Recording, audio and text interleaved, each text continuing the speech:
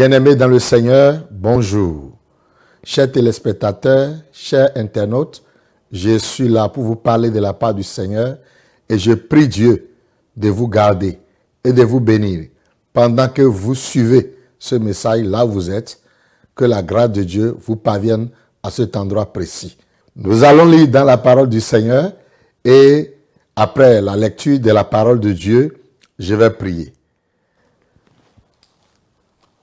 Nous lisons dans l'évangile selon saint Matthieu, chapitre 15, à partir du verset 21 jusqu'au verset 28. Nous lisons ce qui suit. Jésus étant parti de là, se retira dans le territoire de Tyr et de Sidon. Et voici une femme cananéenne qui venait de ces contrées lui cria, « Aie pitié de moi, Seigneur, fils de David. Ma fille est cruellement tourmentée par le démon. » Le verset 23. Il ne lui répondit pas un mot. Et ses disciples s'approchèrent et lui dirent avec instance, « Renvoie-la, car elle crie derrière nous. » Verset 24. Il répondit, « Je n'ai été envoyé qu'aux brebis perdues de la maison d'Israël. » Verset 25. Mais elle vint se prosterner devant lui, disant, « Seigneur, secours-moi. » Verset 26. Il répondit, « Il n'est pas bien de prendre le pain des enfants et de le jeter aux petits chiens. » Le verset 27. « Oui, Seigneur, dit-elle, mais les petits chiens mangent les miettes qui tombent de la table de leur maître. » Enfin, verset 28.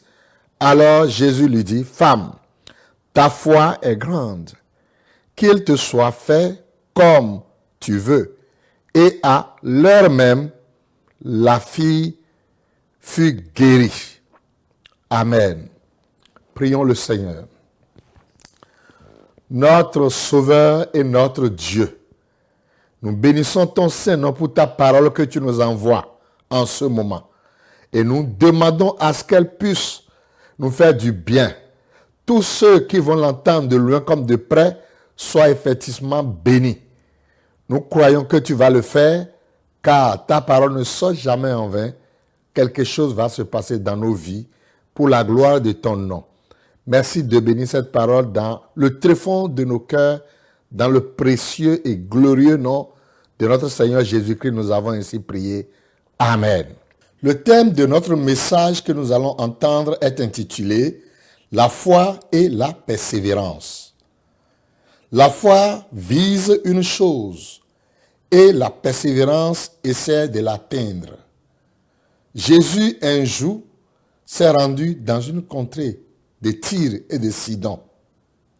Et au cours de cette visite, tout juste après son départ, il entendit un cri derrière lui. C'était une dame qui criait et demandait le secours de Jésus-Christ. Et comme vous devez déjà le deviner, partout où il passait, il y avait toujours une foule nombreuse qui était derrière Jésus-Christ. Parce que ce dernier faisait beaucoup du bien. Du fait que Jésus avait la grâce de Dieu sur lui et que sa présence attirait de nombreuses foules, cette dame aurait appris que quelque chose pouvait se passer dans sa situation s'il arrivait à rencontrer Jésus. C'est pourquoi tout juste après la visite de Tyr et Sidon, Jésus a entendu ce cri venant de cette dame cananéenne. Elle n'était pas une juive. Elle venait d'une contrée où les idoles alors faisaient partie de leur adoration. Mais elle a pris la chose à cœur. Si elle a pu quitter son territoire pour aller chercher Jésus, c'est parce qu'elle croyait au fond de son cœur que Jésus pouvait faire quelque chose pour elle. De son territoire, ces idoles n'ont pas pu À coup sûr, certainement, elle aurait déjà tenté beaucoup de choses. Elle aurait tenté plusieurs choses sans solution. C'est pourquoi elle a quitté sa contrée pour aller rencontrer Jésus de Nazareth. Elle s'est mise à crier derrière le Seigneur. Et elle disait, viens au secours de ma fille qui est tourmentée par les mauvais esprits. Cette femme cananéenne a parcouru des distances importantes pour aller vers Jésus.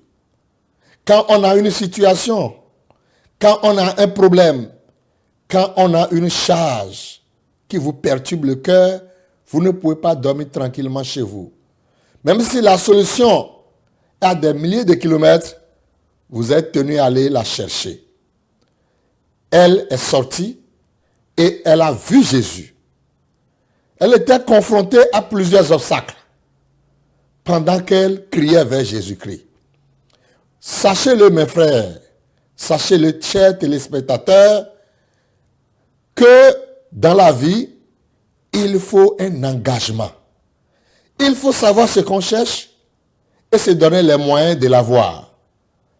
Elle était tellement engagée et elle était prête également à affronter tous les obstacles qui pouvaient se dresser devant elle. Et puis, le premier obstacle qu'elle a rencontré se trouvait dans le verset 23. Jésus ne répondit rien à elle. C'était comme si Jésus ne l'attendait pas crier. Or, le Sauveur entendait bien sûr le cri de la dame. Mais il garda le silence. Et le silence de Jésus n'a pas découragé la Cananéenne. Au contraire, elle se mit encore à crier plus fort. Aidez-moi, ma fille est souffrante. Elle a besoin vraiment d'être aidée. Mais Jésus, tout le temps, a gardé le silence.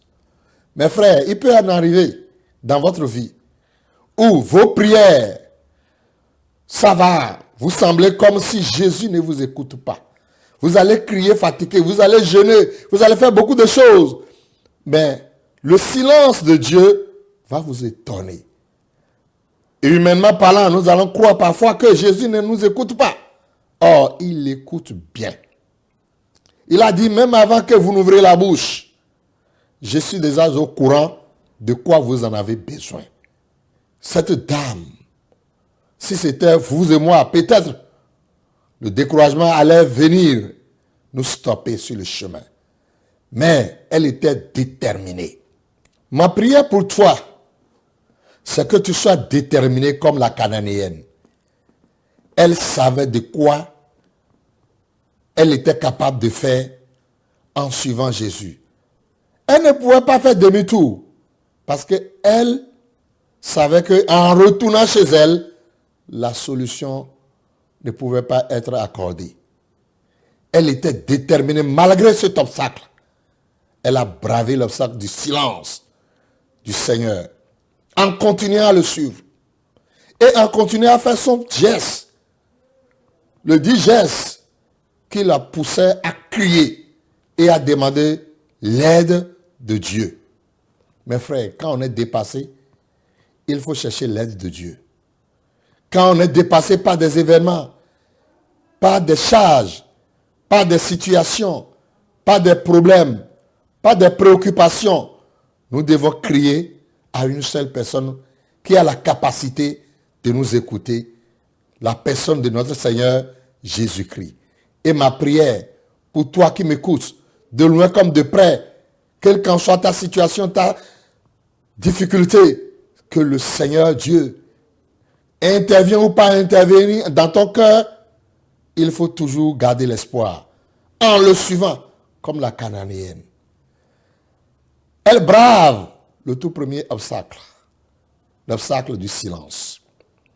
Et tout de suite, elle débouche sur un second obstacle, au verset 23 toujours. Les disciples lui dirent, c'est-à-dire les disciples de Jésus sont approchés de lui et lui disent avec instance, renvoie-la, quand elle crie derrière nous. Comme Jésus a gardé le silence, les disciples sont venus faire comprendre à Jésus que le bruit de cette dame ne leur faisait pas du bien. Cela nous confirme encore une fois que tout le cortège de notre Seigneur Jésus-Christ entendait le bruit. S'ils n'entendaient pas le bruit, les disciples n'allaient pas venir dire à Jésus avec instance, renvoie-la, car son bruit nous dérange. Voilà le second obstacle. Le comportement de cette dame est étonnant. Qu'est-ce qui est étonné dans son comportement? Au lieu de s'en prendre aux disciples, elle sait là où elle allait. Ce qui dérange les chrétiens aujourd'hui, c'est parfois nous sommes perturbés par les événements et les obstacles nous déboussolent de notre objectif. Et je prie pour toi, pour que l'objectif que tu poursuis, que le Seigneur te donne la force de continuer sur le chemin. Que rien ne t'ébranle, que rien ne te recule, que rien ne te fasse taire. Puisque tu es déterminé dans ce que tu cherches, le Seigneur finira par te répondre. Alléluia. Cette dame a gardé le silence. Elle n'a pas réagi aux préoccupations des disciples. Elle pouvait dire, qu'est-ce qui vous concerne dans ma requête? Je ne m'adresse pas à vous. Vous le suivez et la foule le suit. Et je fais partie de la foule qui le suit. C'est à celui à qui je m'adresse seul qui a l'autorité de me dire, je ne veux pas. Quant à vous, vous n'avez pas de parole à m'adresser. Mais elle s'est tue. Elle n'a pas voulu se jeter dans ce débat stérile. Elle avait les yeux braqués sur l'objectif. Parce qu'une foi était à l'intérieur de son cœur.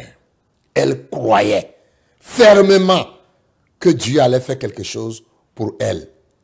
Et elle était déterminée, complètement déterminée.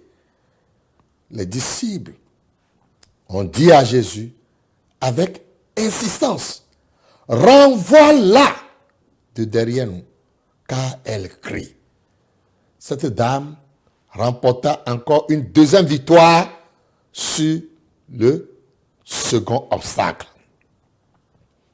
Chemin faisant, c'est le troisième obstacle qui se pointe à l'horizon, au verset 24. Jésus va ouvrir la bouche, il finira par parler. Mais qu'est-ce qui était sorti de la bouche de Jésus? J'ai été envoyé qu'aux brebis perdues de la maison d'Israël. C'est étonnant.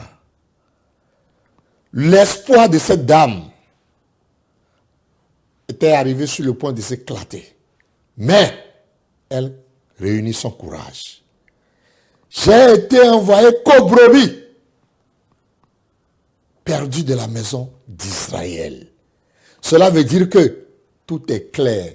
Tous mes efforts doivent prendre fin maintenant. Celui qui doit parler a parlé. Et une fois qu'il a fini de parler, la récréation est terminée. Allez voir le cœur des disciples. Allez voir la joie de ceux qui la reprenaient de ses terres. Ces gens vont lui dire maintenant, tu attends quoi encore, madame? Celui qui doit parler vient de parler. Il est temps que tu fasses demi-tour et que tu te taises. Jésus a parlé.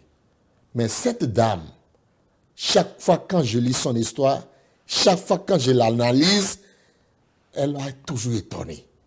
Elle n'est même pas juive. Quelle détermination. Quelle foi. Elle n'avait plus d'espoir. Elle savait au tréfonds de son cœur qu'en faisant demi-tour d'une manière bredouille de derrière Jésus, c'est qu'elle n'aura plus d'autre solution ailleurs.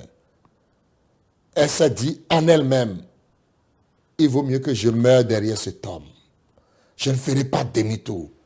Peu importe les obstacles, peu importe les problèmes, peu importe les difficultés. Toi qui m'entends, écoute-moi maintenant. Peu importe les problèmes que tu traverses, peu importe les difficultés devant lesquelles tu te trouves, ce Dieu qui n'a pas abandonné cette femme étrangère, une cananéenne, une idolâtre, ne t'abandonnera pas aussi. Il viendra à ton secours. Il voit tes larmes, il voit tes pleurs, il voit tes insomnies, il voit ton problème de santé, il voit ton problème de chômage. Il ne gardera pas le silence pour toujours. Si jusqu'à présent, il semble que rien n'est encore fait plutôt pour toi, sache-le, qu'il veut voir ta détermination. Il se patiente pour voir si tu es vraiment déterminé. Cette dame, quand Jésus a parlé ainsi, elle a répondu une chose. Il n'est pas bien de prendre le pain des enfants et de le jeter aux petits chiens. C'est ce que Jésus a encore ajouté comme obstacle. Ah, maintenant c'est fini. Tout est gâté. Il n'y a plus d'espoir. Première parole de Jésus, je n'ai envoyé qu'aux brebis perdues de la maison d'Israël. Ça n'a pas empêché la dame de continuer à le suivre. Maintenant, Jésus a cloué encore la dame davantage. En quoi disant? Il va dire, il n'est pas normal, madame, de prendre le pain des enfants et de le jeter aux petits chiens. Alors, c'est comme on vient de l'insulter. Petit chien, dis donc, il vaut mieux que je retourne mourir chez moi et que ma fille meure tranquillement en honneur que d'être rabaissée jusqu'à ce niveau. Comment le sauveur du monde, comment le bienfaiteur dont on parle va me rabaisser jusqu'à ce niveau et m'appeler une chienne?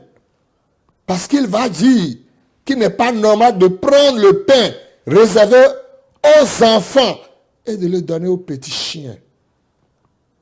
Avec tout ce temps que j'ai fait derrière lui, toute cette distance que j'ai parcourue, voilà, on me traite de chien maintenant. Cette dame pouvait se dire, c'est fini. Au revoir Jésus. Mais elle ne l'a pas fait. Est-ce que nos épreuves arrivent à ce niveau aujourd'hui avant qu'on ne fasse demi-tour? Moindre chose, les gens abandonnent le Seigneur pour aller chercher la solution ailleurs. Où est-ce qu'on peut trouver la solution si ce n'est pas dans le Seigneur? C'est pourquoi la parole de Dieu déclare, si la promesse tarde, attends-la, elle s'accomplira. Et elle s'accomplira certainement. Et la parole de Dieu déclare également que Dieu use de patience, ne voulant qu'aucun périsse, mais que tous arrivent à la repentance. Et dans Isaïe, il est écrit, la parole qui est sortie de la bouche de l'Éternel ne lui retournera pas bredouille. Elle accomplira à coup sûr ses raisons de sortir avant de lui retourner. Elle était déterminée dans sa foi. Mais cette foi a créé en elle une motivation qu'on appelle la persévérance. Elle persévère toujours. Nous rencontrons parfois dans le corps de Christ des gens qui ont la foi, mais parfois la détermination fait défaut. La foi sans la persévérance peut amener la tristesse dans le cœur de certaines personnes. Quand vous croyez, persévérez. C'est pourquoi la Bible nous explique que si la promesse tarde, de l'attendre. Il y a possibilité que la promesse tarde. Mais qu'est-ce qu'il faut faire en ce moment? Il faut l'attendre. Quand nous attendons Dieu, il n'est pas un homme pour nous mentir. Et ni le Fils de Dieu, le Fils de l'homme plutôt, pour se repentir. Ce qu'il a dit, cela arrivera. Et le temps de Dieu est le meilleur. La cananéenne, regardez les mots durs qui sont sortis de la bouche de notre Seigneur Jésus-Christ à son égard. Mais qu'est-ce qu'elle a fait? La dame a lancé un défi au verset 26. Le verset 26, regardez ce que cette dame a dit. Il n'est pas bien de prendre le pain des enfants plutôt, et de le jeter aux petits chiens. Je suis d'accord. Mais les petits chiens mangent les miettes qui tombent de la table du maître. Ça a touché le cœur de Jésus-Christ. Avec tous ces obstacles, la dame dit, je suis d'accord avec toi, Seigneur, que les chiens ne doivent pas manger le pain des enfants. Mais je reconnais également que les chiens ont leur place dans une maison. Quel défi! Les chiens ne s'asseyent pas à table avec leur maître. Les chiens attendent en bas de la table. Il y a une nourriture qui leur appartient. Et cette nourriture, c'est celle qui est tombée de la table. Et c'est ce que j'attends. Je reconnais que je ne vais pas prendre le pain des enfants. Mais j'attends mon tour. Mon tour, c'est quand les enfants vont finir de manger. Les miettes qui vont tomber de la table, ce sont ces miettes-là que j'attends. Ceci a bouleversé le cœur de notre Seigneur Jésus-Christ. Quelle foi! Quelle déclaration de foi! Quelle détermination! Quelle persévérance! Alors, le verset 28, Jésus va déclarer une parole suivante. Femme, ta foi est grande. Alléluia. Femme, ta foi est grande. Frère, ta foi est grande. Sœur, ta foi est grande. Chers téléspectateurs, ta foi est grande. La foi que le Seigneur attend de nous, elle est grande. Qu'est-ce que la foi elle-même? Nous dit Hébreux chapitre 11, le verset 1. La foi est une ferme assurance des choses qu'on espère et une démonstration de celles qu'on ne voit pas. Cela veut dire quoi? Cela veut dire que je crois sans avoir vu. Je crois sans avoir senti. Je crois sans avoir touché. Et cette foi me projette dans un espoir où j'espère quelque chose. Et l'espoir que je maintiens derrière cette foi devient une démonstration que je peux toucher. C'est ça les résultats de la foi. Et dans le verset 6 de Hébreux chapitre 11, il est dit que celui qui ne croit pas ne peut rien recevoir de la main de Dieu. Donc, sans la foi, nul n'est agréable à Dieu. Pour plaire à Dieu, il faut la foi. Et la foi, ce n'est pas ce qu'on voit. Ce qu'on voit, c'est les résultats de la foi. Mais pour toucher les résultats, il faut anticiper les résultats par cette foi. Et c'est de cela qu'il est question. Et c'est ce que cette dame a pratiqué ici, la Cananéenne. Et Jésus va lui dire, ta foi, elle est grande.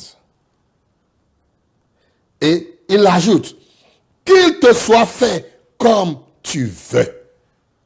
Mais ici, ce que Jésus a dit, je souligne comme tu veux, comme tu veux.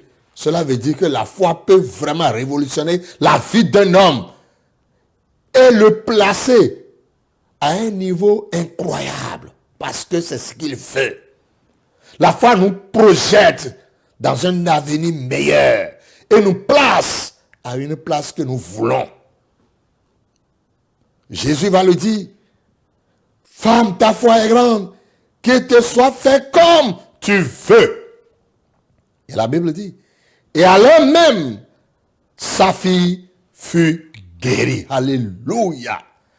À l'heure même, la fille de la Cananéenne fut guérie. Et ma prière pour toi aussi, je ne sais quels sont tes problèmes. ta situation que tu traverses actuellement, le poids écrasant qui pèse sur toi, des nuits blanches que tu passes, les larmes abondantes que tu ne cesses de verser, cette maladie qui te torture, cette situation de chômage, ce bouleversement qui intervient actuellement dans ton foyer. Je ne sais même pas comment tu arrives à joindre les deux bouts. Tu ne trouves même pas de l'argent pour payer la location. Tu ne sais même pas comment tu vas t'en sortir de cette dette qui te ronge. Mais j'ai une bonne nouvelle pour toi. Si le Dieu d'Abraham, le Dieu d'Isaac, le Dieu de Jacob, au travers de son fils Jésus-Christ, l'a fait pour la Cananéenne, celle qui n'est même pas comptée parmi les enfants d'Israël, à plus grande forte raison. Toi pour qui Christ a versé son sang, il le fera pour toi. Crois seulement et persévère dans ce que tu crois. Ne te décourage pas, n'abandonne pas, ne délaisse pas, ne regarde pas en arrière, n'écoute pas les gens. La foi n'est pas distraite par ce que les gens racontent. La foi fixe l'objectif et la persévérance propulse la foi dans l'objectif pour l'atteindre. C'est ce qui est arrivé pour la femme cananéenne. Et ma prière pour toi, ce jour, c'est que toi aussi, tu atteignes l'objectif comme la Cananéenne. Et que le Dieu de tout le temps exauce ta prière à l'instant même. Au nom du Père, au nom du Fils et au nom du Saint-Esprit, que ta main saisisse ce dont tu as besoin. C'est là mon souhait pour toi. Toi qui m'as suivi de loin comme de près, baisse ta tête et prie ensemble avec moi. L'Éternel Dieu de toute grâce, merci de nous communiquer des leçons profondes qui sont récoltées au travers de la vie de la Cananéenne. Nous osons croire que si elle a pu traverser toutes ces épreuves et remporter la victoire, tu es le même hier, aujourd'hui, éternellement. À coup sûr, tu as une de tes filles qui ne dort plus, qui verse des larmes, qui pleure. Tu as l'un de tes enfants qui gémit actuellement au centre de santé quelque part, qui pleure, qui ne sait où mettre la tête. Tu connais le poids écrasant sur cette dame. Tu connais la situation que traverse cet homme, ce chef de famille. Tu connais, Seigneur Jésus-Christ, depuis des années, la situation dégradante qui continue à faire du mal dans le cœur de cet homme. Comme tu as accordé cette solution à la femme cananéenne, je prie pour ces gens. Et je demande à ce que tu étendes ta main sur leur vie. Et que là où ils se trouvent à l'instant même, que le témoignage soit le partage au nom puissant de Jésus-Christ. Je prie pour leur libération, leur délivrance. Je prie pour la solution à leurs problèmes. Je prie n'importe quelle épreuve dans laquelle ils se trouvent actuellement, que la victoire de Christ soit le partage. Dis un seul mot à leur égard. Tel que la Cananéenne a retrouvé sa fille complètement guérie. Que la solution soit accordée également à tes enfants. Et que ça soit une solution durable et totale. Merci de nous écouter. Tous ceux qui sont découragés actuellement. Ceux qui ont déjà abandonné la lutte. Ceux qui regardent en arrière comme la femme de Lot. Ceux qui ont commencé par prendre la décision de retourner derrière encore vers Satan. Je prie pour que tu leur donnes la force, une nouvelle énergie spirituelle, qu'ils soient capables de se connecter à nouveau à toi, la source de solution à nos problèmes. Fais-le à leur égard pour la seule gloire de ton nom. Essuie les larmes de cette fille. Merci de nous écouter.